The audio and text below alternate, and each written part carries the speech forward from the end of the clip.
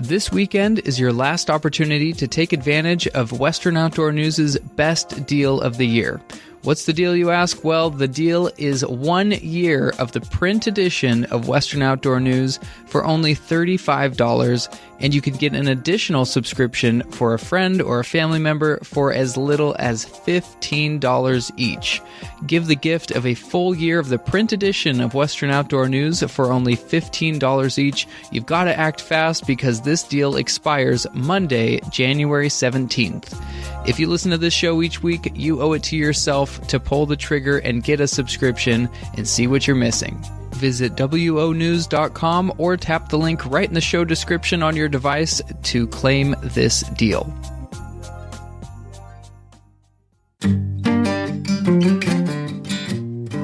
If you go out there first try thinking you're going to just nail them and lights out, it's definitely not going to happen. It takes a long time to learn these fish. All right, this week on Western Outdoor News, we've got an in-depth discussion about catching striped bass in saltwater. You read the recent article in Western Outdoor News about a surf fisherman catching 3 striper from the shore. So on this week's episode, we have a conversation with somebody else who has some striper success. This is Dylan Rodden from the Hog Squad fishing YouTube channel. He discusses his past and present success catching striper in the salt. But before we get into that conversation, let's jump through the many stories in this week's Western Outdoor News, available digitally now and on newsstands starting on January 14th. Hunters are welcoming the increase in duck numbers. Hunters are welcoming the increase in duck numbers across the Pacific Flyway as the waterfowl season reaches a climax. Plus, we have an in-depth report on pheasant shooting from the High Desert Hunt Club. When we talk about the season coming to a close, we actually posted on our social media platforms the January sporting calendar. So January 30th, the goose season closes, along with the quail season, the general tree squirrel season. Watch out, squirrels. You finally got your time to shine. We got the rabbit season and the hare season coming to a close on January 30th. January 31st, duck season closes, and that's for most of the state. Sturgeon fishing fans will be pleased to read our on-the-spot reports of the Bay Area Delta bite starting to pick up for those sturgeon. Check out page 1 for a caught and released 58-inch sturgeon. This incredible fish fell to a dry-cured roe bait doused in anise. We also celebrate the life of legendary Captain Don Hansen, famed for his Dana Point sport fishing landing and fishery management work. We look at his life on page 11 following his recent passing. Recently announced a memorial event is taking place January 29th at 11 a.m. at the Ocean Institute at Dana Point Harbor, if you'd like to pay your respects to a man who is largely responsible for the fishing community here in Dana Point and Southern California as a whole. That's January 29th at 11 a.m. at the Ocean Institute in Dana Point Harbor. On to some more news. With the storms and the snow hitting the Sierras hard, we've got the latest reports on accessible waters and catch numbers for anyone seeking trophy winter trout. With all the snow and the rain happening this year, it's something to definitely keep an eye on, and we've got you covered in Western Outdoor News. As always, we've got the best outdoor writers detailing the seasonal tactics that you need to know about, and in this issue, we cover tips for making bait on your next long-range offshore fishing trips. We talk about finesse tactics for winter largemouth bass, and we have information on the new 2022 rockfish bag limits. All this, plus the usual catch reports, news coverage, fish counts, stocking schedules, it's all in a action-packed issue of Western Outdoor News, out January 14th. If you haven't subscribed yet, what are you waiting for? On to our main feature today, we talked to Dylan Rodden from the Hog Squad fishing channel on YouTube. He talks about a video that was uploaded about 9 months ago of him and his friends catching striped bass in the saltwater here in Southern California. So this is a big topic. Anytime we post about it or write about it in Western Outdoor News, it gets a lot of people talking. It seems like it's a big bucket list fish, catching striper in saltwater, and Dylan seems to have cracked a code. So he talks talks about the video. It's linked in the show description right on your phone if you wanted to watch it directly and then jump back into the interview. You can hear straight from Dylan right here on the Western Outdoor News Podcast. Yeah, so that video was in late February. We filmed it, and we were basically just out there. It was the first part of the video, the first portion of the video you see, that was in the summertime. And that was my first time connecting at that spot. And that was like a small schoolie striper. But then once we went into, later on, and it was like, we're going back there. I'd been skunked like 12 times in a row directly after. And learning that spot is like, it's one of the river inlets in California. So it's like the San Gabriel Inlet. And, we were just learning, and then all of a sudden I go there, I get broken off 2 casts in a row by big striper. And then it was a third cast I finally connected and landed that first fish in the video. And then we went back the following night and just went lights out on them. Wow. Yeah, no, I know guys, we've had many of them on the podcast here who, walk up and down the shore of our freshwater lakes down here in Southern California. And they would be jealous to know that you caught this in a lake somewhere. But seeing a fish of this size, a striper of this size, being caught in saltwater is pretty rare. So can you open the door a little bit and let us know how you target these striped bass specifically? Yeah, of course. So basically, you need like 3 big things, I would say, and one of it is nighttime is definitely the best for it. I have yet to catch one in the daytime, and I've hammered it pretty hard for 2 years. It just seems like at nighttime, they seem to just light up and bite. You need you need areas of like a river inlet is definitely key, because the thing is they like to run back in those areas and spawn because I guess they need like the fresh water and the salt kind of mix. That brackish water, they really like that for spawn. Mm-hmm. And you need a lot of water movement. You need big current, whether it be natural current, like a river inlet going into a harbor, or unnatural current, like a pump somewhere, or something that makes the water move. Like a good example of this would be down the Santa Ana River Inlet. We've gotten them quite a bit there. And there's like a little man-made thing that one of the lagoons drains out into.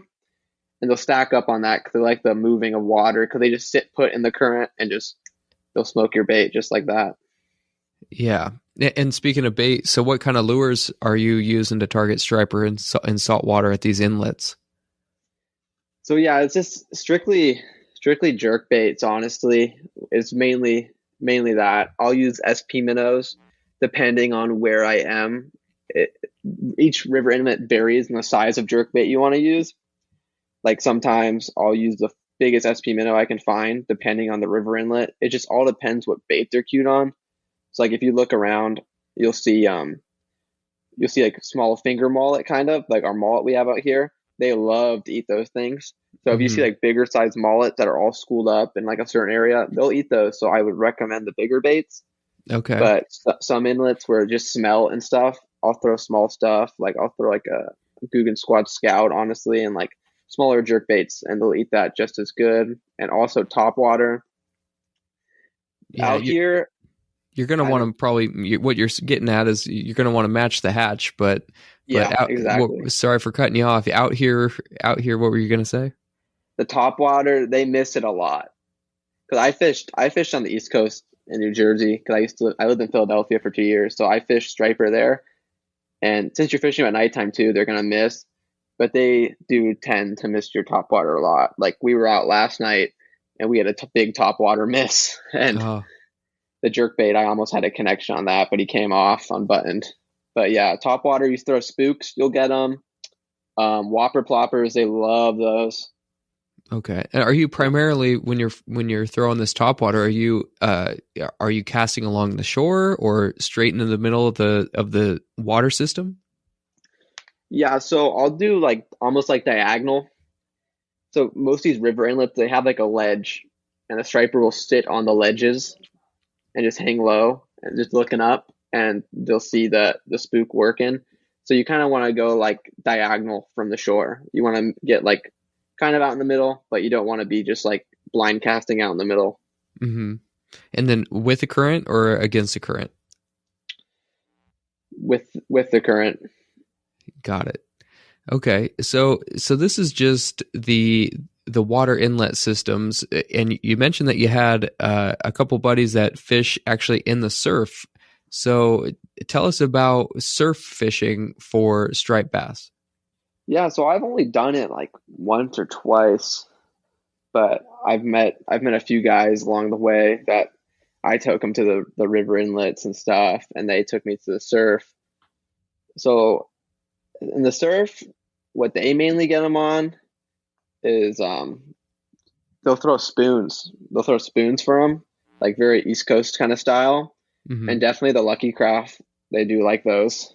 They're pretty much just like halibut in that regard, but they do hang pretty far off the surf. Sometimes they'll run in shallow, but most of the times, because I have buddies who dive too, and they have seen striper in the surf. Like if you go down to like Crystal Cove, that's a pretty big hot spot for them in Mm-hmm. the summertime. But they hang pretty far off the break, so it's kind of hard to cast to. But when they're in shallow, you have a chance of getting them. But your main source of luck is going to be at the river inlets when they stage in front of the mouth. So like all those river inlets you see of like the jetties that go out, they'll stage in front of there and like come like February and stuff, and you have a lot better chance of getting them. And this is at night too. You want to hit it at night. Mm-hmm. It is possible to get in the daytime, but I think they feel more comfortable coming up shallow at night. Okay. Yeah. So speaking of night, moon phases, how do you feel about those, and how can people use those to their advantage? So basically, um, I like to fish, um, the full moon, the new moon. Those are the best times to do it. The new moon's actually very good to do it, but the new moon you're going to be want to throw in like a jerk bait, like Lucky Craft, something that rattles. You want that rattle because they're having a hard time seeing and they hear that rattle. And I don't know if it more just triggers like an aggressive strike out of them, like it's annoying them, but they really seem to like that. And in the surf, I would definitely recommend the new moon. And same for the inlets and stuff. You're definitely gonna want that new moon. The full moon's good too. Full moon's definitely better for the top water stuff because that's definitely the way to go for that. But the full moon is really good in the inlets, especially when you want to throw like a spook or something. But for the surf at nighttime, it just jerk baits. I recommend. Yeah. So when you first caught your first striped bass in saltwater, are you shocked? Are you surprised, or were you targeting them for a long time before you actually made a connection? So my first one ever was the first one ever was my buddy had caught one, and I didn't believe him because I lived on the East Coast. I'm like, there's no striped bass here, just spotties and sand bass and all that sort of thing. And I showed me a picture. I'm like, oh, that's a striped bass. And then we tried the spot, and I was just using a jerk bait, just messing around. And I honestly was not expecting much. And I didn't get anything on the jerk bait that night. And then I came back the second night to the spot, and I had a 3-inch swim bait, and I was just running it in like rip roaring current. And I got my first striper, and it was a schoolie striper. It was a tiny one. And then I went back there. It was like 4 nights from that night, and then I had gotten a 15-pound striper. And ever since then, I just was hooked, and I just did not stop fishing them in every conditions that could match where I caught that one. And so far, there seemed to be in every little inlet, Mhm. everywhere the fresh touches the salt. I'm sure you're spending a lot of time on Google Maps trying to find trying to find the good spots, huh? Honestly, the thing that really helped me the most was I had that app Fish Brain, and you can kind of see where people are catching fish because they have like the geo tags on where people catch fish. And I would just look in freshwater inlets, and every now and then you'd find one with like two striper being caught all throughout there.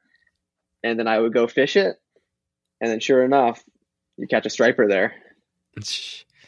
Nice. That's awesome. So you are What side of the aisle are you on with catch and release with these striper? I'm 100% catch and release with the striper because I just do not know how many there are. Because I mean, sometimes it's thick, and then sometimes there's nothing. Like you can know, but I think it's more of a time of year thing where they come in the spawn. We got a company, Gray's fish tags. I don't know if you've seen them. Yeah, we actually work with them. Yes. Yeah, we have a couple tags from them. So this season we're gonna try to stick a couple of them because I want to see where they go. Like for all we know, they could be coming down from San Francisco, in the wintertime. Wow. So tell me about that gray fish tag.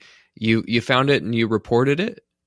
Yeah, my one buddy did actually, and he bought a tagging device off of them, and then got a bunch of tags. But we've yet to stick a striper with one. So Oh, wow. hopefully this season we can get a couple tagged. Were you able to tell the origin of the tag that you guys discovered? Oh no, we just got these tags. We Oh, you haven't caught got a the striper. tags Yeah, to we haven't. tag. Yeah, we got the tags to tag them to figure out where they go because I'm more interested in figuring out where they come from. Yes. Okay. Yeah, that makes sense. I didn't know if you had caught one that had already been tagged, but yeah, that's awesome to actually get that information out there. And Roxanne has actually been on the show from Gray Fish Tag, Oh and wow. some of the things that they find. It's one of our first episodes, so I suggest giving it a listen. She has so much interesting insight on so many species, but yeah, it's great to see that you guys would catch these fish and tag them, and then hopefully we can discover how far they go. Maybe somebody catches them in the surf, hundreds of miles away. Those are some of the things that they're able to find with the gray fish tag research. Yeah. Because Awesome. too, I think it's like a fishery that could boom because no one really targets them because no one knows they're here, or they just consider them being like a fluke. Because for example, like when you're fishing those inlets, you're throwing little swim baits for spotties and stuff, while the striper are kind of just cruising through on the top of the water. So it's one of those things where it's there could be a whole fishery here that's just going under the radar. Oh yeah, I mean, especially with our current story, our most recent story about the surf fisherman that got 3 striped bass in a row. It actually caused a little bit of a scuffle here in the newsroom. I mean, people were saying just in the office here, like, this is my bucket list fish. Like, we got to go out there. We got to find these fish. It sparks a reaction. And actually that's why you're on the show today. Somebody suggested that we talk to you and get more information because there's a big appetite for people trying to mark that off their list to catch a striper in saltwater in Southern California. So it's almost like a Southern California bucket list for so many anglers. So I think you've helped us out today, giving us some pointers and everything. Are there any other tackle tips? I mean, are you using spinning gear? I mean, I'm sure you're using bait casters with Yeah. with jerk baits, but anything else? Just mainly bait casters with the jerk baits. I mean, you could use spinning gear if you want to throw a spook or something, but I mean, they're not line shy at nighttime. I've came to that conclusion because I've even thrown I broke off my leader one time and I've thrown straight braid and gotten them. Oh yeah. So they're 0% line shy. But the thing is, we've yet to break the 30-pound mark. But I know one person who's gotten a 30-pound striper out here. So there's definitely some bigger class fish, and that's what we're working on. So you can fish heavy for them because I know there's big ones in there, and if you hook them, you want to be ready for them. Absolutely. Yeah, so tell me about, you guys have a pretty successful YouTube channel. It's the Hog Squad fishing channel on YouTube. Tell me how this got started and who's all in the Hog Squad, as you guys call yourselves. Yeah, so I started it. It was during COVID, during quarantine and everything. I had started it, and I was bored, and I just figured, why not try to do what you love and try to make it something you want to do with the rest of your life, And then my buddies that always fish with me, they're in it. My buddy Dylan Plantinga, and then my buddy Tyler Doan. He works down at Melton's Tackle, but he's always in the the Hog Squad videos. And then Jim, he's like, I actually bought my boat from him. I have a 21-foot striper, so I fish like pretty much everywhere. I'll fish Catalina, San Clemente Island, offshore tuna. I try to just do it all. And I bought my boat from him, and we actually ended up becoming really good friends. And I fish on his Farallon all the time. He got a brand new Farallon, which is like coolest boat ever, honestly. This thing's decked out. But yeah, so just all of us, and I just film and fish, try to just keep it going, try to like teach people what to do. And I remember I was doing the channel and inshore stuff. I wanted to do a striper video for so long, and I was just debating. One of my biggest debates was like, let's just say I put this out, like, will people do the right thing with it? Because if everyone just caught and kept striper, they would just vanish. Because I'm pretty sure there's just not that much of them, you know. Mm-hmm. So I have to have one of those moments where it's like, if I post this, like, hopefully I do the right thing, you know, because that's why in the video I try to make it a big point that we're catching or releasing these fish and making sure they live another day. Because yeah, you don't want the shorelines to be too crowded with people, but you want to show people it's possible. I mean, that's the thing, and like you said at the beginning of this, that you might be able to tell somebody how you catch them or where you might catch them, but it really depends on the angler. If you're able to put in the time, it's not just becoming an overnight success when you're targeting this species. You're going to need to know what you're doing. Yep. Because I promise you guys listening, if you go out there first try thinking you're gonna just nail them and lights out, it's definitely not gonna happen. It takes a long time to learn these fish. Like you'll get a few here and there. I would say there's a home guard population of striper, and they're anywhere from schoolie size, like very small, to like 8 pounds, and that's like the home guard population. Huh. And they just kind of live around. They bite really good at like dusk. I don't know why, but like once it gets dusk, like you'll get a couple of those if you're lucky. And they're year round, so they're all around. They'll run the surf. They're year round, but the bigger ones come in to spawn, I believe. I'm not entirely sure. Like in your article, Mm-hmm. like he caught them off the surf and the beach. They're staging up. That's what they do, and they're starting to cruise in. Yeah, absolutely. I mean, they're like you said, they're looking for that brackish water, and if you can find that at those inlets, I mean, that kind of narrows your chances and makes it more possible to catch these fish. Yeah, exactly. The brackish water is the key, in my opinion. Like you just need it, and like the surf zones outside of those river inlets are always pretty good. But the problem is, like, we've been getting a lot of rain. Once it rains, it kills the fishing for them because like those inlets become just trash, and like you're throwing a jerkbait through there and you're snagging everything. Yeah. So I guess taking a bigger look at this whole thing, would you say that there is a season for striped bass in saltwater, or is it kind of an all year thing? So it's an all year thing for like you're striper year round, but the bigger ones that come in the breed, there's a season for them, and it's a wintertime thing. So it's definitely a grind. It's definitely a grind, but the bigger ones come in the winter. Like last night, for example, I had a big one wake on my bait, and it just hit it, but to no avail, sadly. But yeah, the winter time's the best time for the big ones. Awesome. So you're out there already. You've been fishing it every night so far, or every so often? This was just a test if they're around, and like because I saw your guys' article, so I was like, oh, let's go look. But they're not thick right now, that's for sure.